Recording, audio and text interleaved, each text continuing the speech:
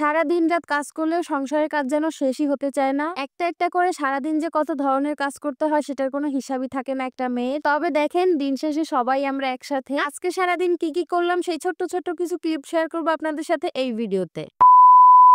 আসসালামু আলাইকুম এভরিওয়ান, সবাই কেমন আছেন? নিশ্চয়ই সবাই অনেক ভালো আছেন। আলহামদুলিল্লাহ আপনাদের দোয়ায় আমরাও ভালো আছি। আজকে মা ছেলেরা মিলে একটু বাজারে গিয়েছিলাম। ধরতে পারেন এখন মাঝে মধ্যে আমরাই বাজার করি। তবে আমাদের বাসায় পাঙ্গাস মাছটা একটু বেশি খাওয়া হয়, কারণ আমরা সবাই পাঙ্গাস মাছ লাভার। তো যখনই বাজার থেকে বড় মাছ কেনা হয় তখনই হচ্ছে কেটে নিয়ে আসে আপনাদের ভাইয়া বা আমি সবসময় কেটে নিয়ে আসি। বাট আজকে ভাবলাম যে আমি পাঙ্গাস মাছটা আস্তায় নিয়ে যাব বাসায় যেয়ে আমার সাইজ মতো আমার মন মতো কেটে নিব।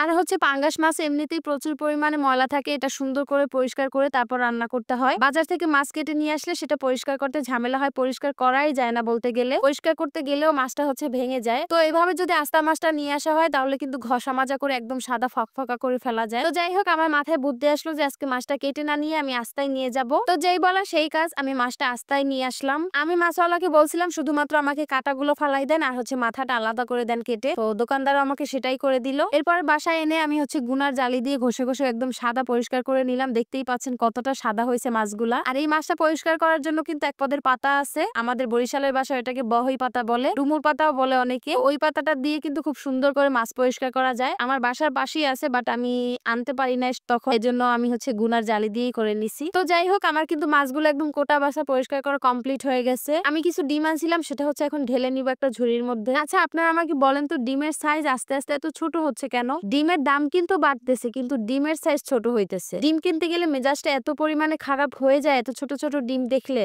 যেটা হচ্ছে ভাষায় প্রকাশ করার মতো। তো যাই হোক, আজকে দুপুরে রান্না করব ফুলকপি টমেটো আলু দিয়ে পাঙ্গাস মাছের ঝোল, সাথে হচ্ছে শাকভাজি করব আর ডাল রান্না করব। আজকে কিন্তু আপনাদের সাথে রান্না বাড়ার ভিডিও শেয়ার করব না। রান্না বান্নার সরঞ্জাম রেডি করে রান্নাঘরে রেখে আসলাম, একটু পরেই রান্না বসাই দিব। এদিকে এসে দেখি আমার বিছানার চাদরটা একদম নোংরা হয়ে গেছে। তো ভাবলাম বিছানার চাদরটা একটু চেঞ্জ করি। আর যাদের বাসায় বাচ্চা কাচ্চা আছে তারা জানে বিছানার চাদর 2 দিন পর পরই চেঞ্জ করতে হয়। তো সেম দশা হচ্ছে আমারও 2 দিন পর পরই চাদর চেঞ্জ করতে হয়। তো কিচ্ছু করার নাই, বাচ্চারা যেহেতু আছে চাদরও চেঞ্জ করতে হবে। আপনাদের ভাইয়ের রুম কিন্তু আগেই পরিষ্কার করে গুছাই টুসাই রেখে আসছি। আমাদের রুম আজকে গুছাইতে লেট হয়ে গেছে। যাই হোক, আমাদেরটাও গুছাই নিলাম। আমার কাছে মনে হয় বিছানাটা গুছানো থাকলে ঘরের সব কাজ পরিষ্কার দেখায়, গুছানো মনে হয়। আমি সকালবেলা উঠেই আগে বিছানাটা আগে পরিষ্কার করে বিছানাটা আগে গুছাই নেই। বিছানাটা আগে গুছানো হইলে ঘরের কাজ সব তাড়াতাড়ি হয়ে যায়, আমার কাছে মনে হয় যেটা। তো যাই হোক, আপনাদের সাথে টুকটাক কত ধরনের কাজ শেয়ার করলাম তাই না? এর বাহিরেও কিন্তু আমার অনেক ধরনের কাজ করতে হয় সারাদিনে। সবকিছুই কিন্তু আপনাদের সাথে শেয়ার করা সম্ভব হয় না। তো যতটুকুই সম্ভব হয় ততটুকুই কিন্তু আপনাদের সাথে শেয়ার করি। আমার বাসাটা হচ্ছে 2 তলায়। সারাদিনে এত পরিমাণে ধুলাবালি বাসার মধ্যে আসে, যেটা হচ্ছে একদম অসহ্যকর যন্ত্রণা হয়ে গেছে একটা।